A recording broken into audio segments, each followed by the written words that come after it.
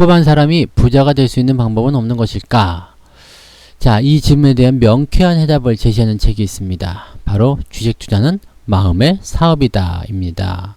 부자빠님이 지은 이 책에서는요, 성공 투자를 위한 마음 훈련 6가지 비법을 여러분들에게 알려드리고 있습니다. 주식 투자를 성공으로 이끌고자 하시는 분들은 반드시 이 책을 읽고 꼭 시세의 이치에 대해서 공부를 해보시기 바랍니다. 자, 오늘은요, 지난 시간에 이어서 대중의 마음을 분석하는 이야기를 계속해서 읽어가도록 하겠습니다. 거스를 수 없는 추세에 몸을 맡겨라 라는 얘기가 나오네요. 추세에 몸을 맡겨라. 굉장히 중요한 내용 중에 하나입니다. 우리가 그 물살을 거슬러서 그 헤엄을 친다는 것은 굉장히 어려운 일이죠. 바다에서 수영해 보신 분들은 아마 아실 겁니다. 파도가 막 내 쪽으로 몰려오는데 그 파도를 거슬러서 수영을 친다는 것 굉장히 어려운 일 중에 하나입니다. 근데 파도를 등지고 수영을 하게 되면 아무 힘 들이지 않고도 굉장히 멀리까지 수영을 할 수 있죠. 자, 그런 부분들입니다. 그래서 시장을 거스르려고 하지 말고 추세에 몸을 맡겨라 라는 이야기가 나오는 거죠. 물타기를 버리고 피라미딩을 하라. 주식 투자에 성공하기 위해서는 손실은 적게 하고 수익은 크게 하는 것이 필요하다. 위험을 피하고 수익을 높이는 대표적인 방법으로 피라미딩 투자 전략을 들 수 있다. 피라미딩이란 일종의 분할 투자라고 할 수 있다. 한꺼번에 한두 종목에 전체 자금을 몰아서 집중 투자하는 것이 아니라 상황을 지켜보면서 조금씩 추가로 매수하는 방법이다. 제시 리버모어가 즐겨했던 투자 방법이고, 피라미드를 쌓듯 아래부터 차근차근 쌓아가면서 나눠서 사거나 파는 것으로 매수할 총량을 정해놓고 그것을 여러 단계로 쪼개서 매매하는 방법이다. 자, 그러니까 지금 이 물타기를 버리고 피라미딩을 하라는 부분들은 여기 이 내용과 같은 내용입니다.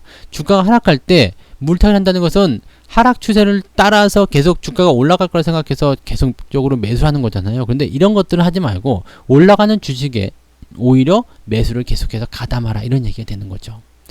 수익은 계속해서 키우게 되고 손실은 잘라내야 된다는 얘기가 되는 겁니다. 나눠서 사고 나눠서 팔게 되면 수익률을 극대화시킬 수 있을 뿐만 아니라 리스크도 많이 줄일 수 있다.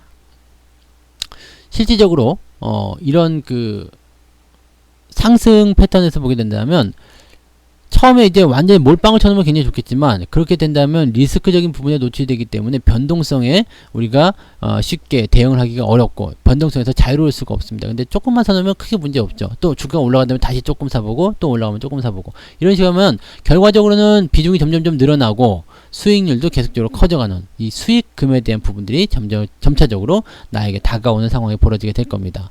근데 내려가는 주식은 계속적으로 이제 물타기를 하게 된다면 문제가 되겠죠. 대신에 내려가는 주식도 계속 분할 매도로 비중을 쪼개서 매도하게 된다면 여기서 올라가더라도 남아있는 것들이 올라오면서 어느 정도 이익을 채워주게 되고요. 내려가게 됐을 경우에는 비중을 줄여놨기 때문에 부담이 줄어드는 그런 형태의 모습이 나타날 수 있죠.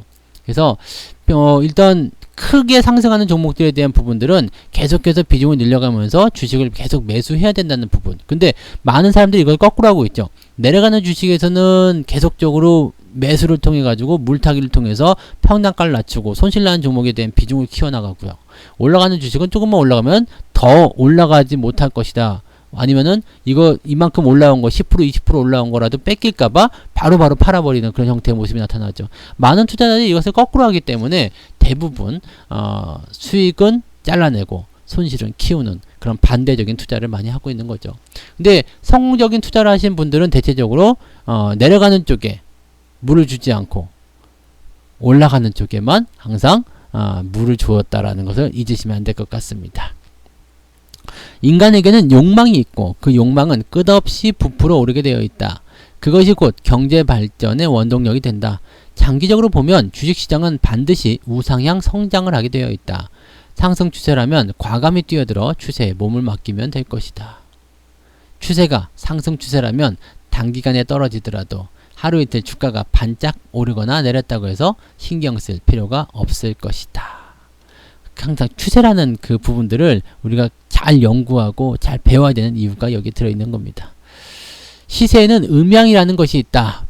경험만을 통해서 도달할 수 있는 경지이다. 열흘 붉은 꽃 없고 달도 차면 기운다.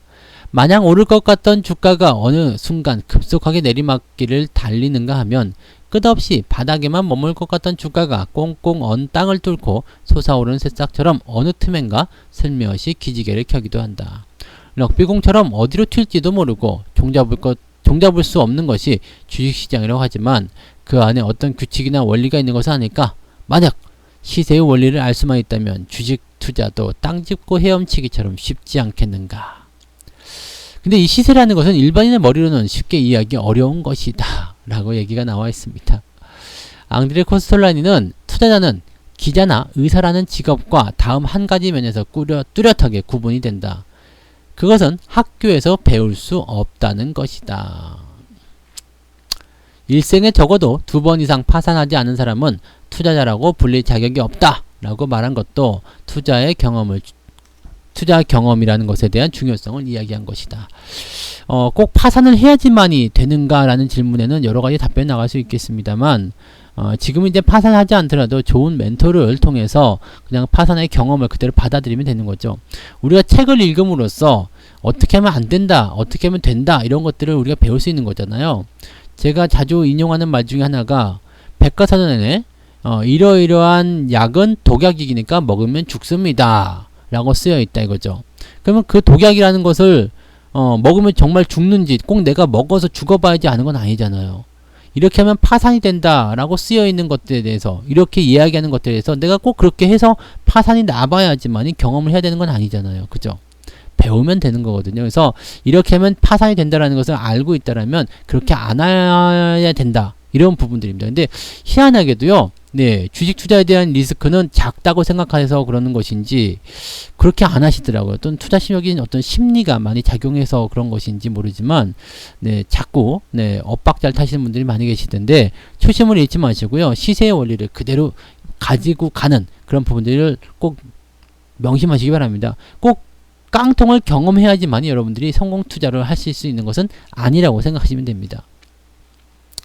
시장을 거스를 수 있는 투자자란 없다. 일본 에도 시대에 우시다 겐자부로라는 상인이 있었다. 그는 젊은 시절 쌀 선물 거래에 뛰어들어 큰 성공을 거둔 적이 있다. 자그마치 60여 년에 이르는 세월 동안 매일 쌀 거래를 하다 보니 시세가 어떻게 움직이고 언제 매수하고 언제 매도해야 하는지 어떻게 사고 팔아야 하는지 터득할 수 있게 됐다. 자신이 터득한 시세의 원리를 후세에 전하기 위해 집필한 책이 바로 삼원금천비록이다. 이 삼원금천비록을 읽다 보면 좀 어려운 내용들이 좀 많이 있습니다. 그런데 이런 어려운 용어들을 또 설명해주고 재미있게 풀어놓은 책이 부자아빠님이 쓰신 삼원금천비록이죠. 이제 거기에 보시면 이 삼원금천비록의 원문을 그대로 옮겨가지고 거기에 대한 해석을 달아놓은 책입니다. 그래서 그런 책들도 시간 나시면 꼭 한번 읽어보시면 시세의 원리를 이해하시는데 도움이 많이 되실 것 같아요. 우리가 책을 읽는 이유는 이 책을 쓴 사람의 경험 그리고 그 사람들의 생각 그런 것들을 우리가 좀 손쉽게 받아들이기 위해서가 아니겠습니까? 그래서 이런 부분들은 기회가 있다면 언제든지 가서 그 부분들을 캐치해낼 수 있어야 될 거라고 생각합니다. 자, 천장과 바닥을 잡는 사카다 5법이라는 게 나왔습니다. 3위의 방책. 어떻게 하면 주식 투자로 성공할 수 있겠습니까? 흔히 이런 질문에 대한 대답으로 등장하는 말이 있다. 싸게 사서 비싸게 팔면 됩니다. 얼마나 간단 명료한 말인가.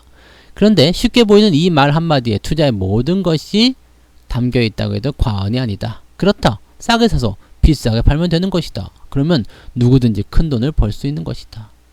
그런데 문제는 어디가 싼 가격인지 어디가 비싼 가격인지 그 위치를 모른다는 것이다. 네. 제럴드 로브는 싸게 사서 비싸게 팔라는 말은 아무도 잡아본 적이 없는 무지개처럼 공허한 말이다 라고 했다. 그런데 3위의 방책이란 말이 나오게 됩니다. 3위의 방책이란 싸게 사서 비싸게 판다는 거래의 원칙을 따를 수 있게 해주는 매우 중요한 수단임에 틀림없다. 그 3위를 알아내기 위해 혼마가 고안해낸 또 다른 방법이 바로 사카다 5법이었다.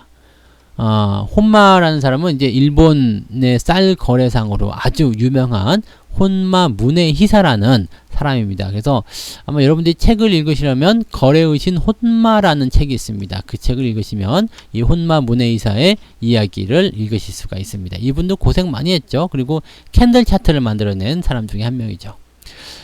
사카타 5법은 시세의 흐름을 삼산, 삼천, 삼법, 삼병, 삼공의 5가지로 구분한 것이다. 그러니까 기술적 분석에 우리가 많이 배우는 것들이죠. 삼산, 즉 헤드 앤 숄더입니다. 네, 삼천, 역 헤드 앤 숄더 이런 부분들. 그 다음에 적산병, 흑산병 이런 얘기들, 그런 내용들입니다. 뭐 삼법 같은 경우는 이제 상승 3법, 하락 추세 3법을 하락 3법 이런 식인데, 이 법은 이제 법칙에 따라서 움직인다. 상승 조정 상승, 하락 조정 하락 이런 식으로 움직인다는 얘기죠. 그러니까 약간의 추세 추종, 파동의 원칙 뭐 이런 것들과 좀 비슷한 내용이 3법이다 라고 보시면 될 것 같습니다. 이런 것이 이제 사카타 5법이었고요. 뭐 이렇게 너무 여기에 또 빠져들면은 재미는 있겠습니다만, 네, 완벽하게 그 시장에 적용되는 부분은 아니기 때문에 반드시 이런 것들도 우리가 그냥 알고는 있대. 그냥 이것을 맹신해서 안 된다. 이런 얘기를 하셔야 될 것 같습니다. 여기에 대한 부분들이 이제 여기서 제목으로 나옵니다. 차트는 배우고 잊어버려라. 멋진 모델하우스에 속지 마라. 사람들은 자신이 두 눈으로 본 것만 믿는 경향이 강하다. 아직 일어나지 않은 일에 대한 확신이 부족하다. 그렇기 때문에 늘 한 발 늦는 것이다.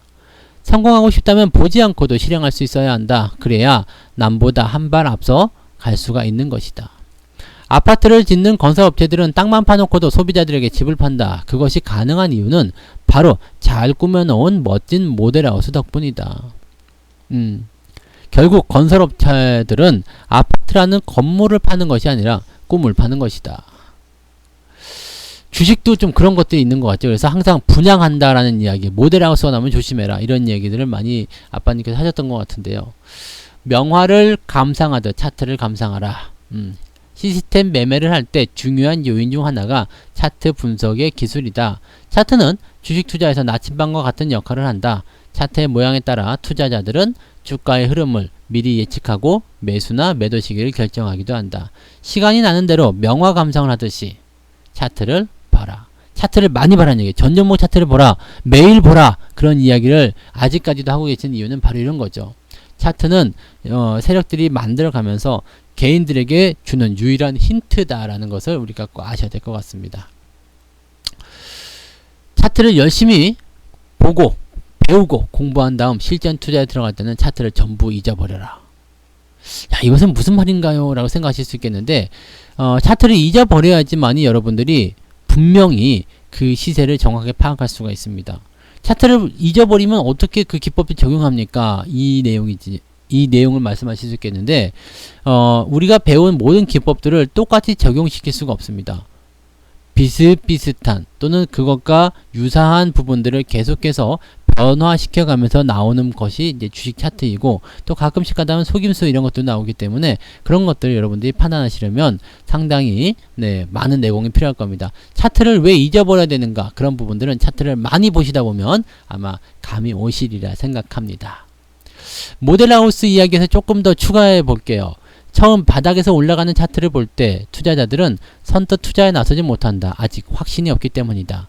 하지만 멋진 모양의 차트를 그려서 정점을 찍고 나면 이제야 믿게 된다. 그리고 투자에 나선다. 하지만 멋지게 그려진 차트를 보고 그때서야 투자에 나서서는 결코 수익을 올릴 수 없다. 그때부터는 이제 내리막길이 기다리고 있을 뿐이다. 모델하우스에 속지 말아야 하는 이유다. 이것이 차트를 잊어버려야 되는 이유도 여기에 있는 겁니다. 네, 그래서 차트가 멋있게 딱 만들어지고 나서 이때가 사야 될 자리인가 생각했는데 그대로 안 갈 때가 많이 있겠죠. 그런 부분들도 우리가 꼭 생각하셔야 되겠습니다. 그래서 이번 시간에는 이렇게 그 차트에 대한 어떤 흐름, 기술적 분석에 대한 부분들, 그런 것들에 대해서 우리가 좀 엿보는 시간이었습니다. 오늘 여기까지 했고요. 네, 다음 시간에는 제 5장으로 넘어가서 이야기를 이어가도록 하겠습니다. 고맙습니다.